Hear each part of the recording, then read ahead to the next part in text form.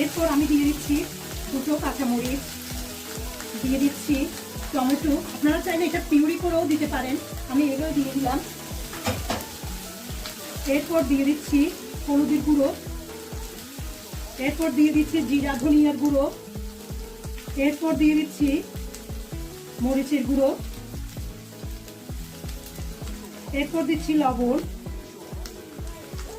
এবার আমি সব মশলাগুলো আরেকবার একটু কষিয়ে নিচ্ছি। এখানে অ্যাড করছি পানি।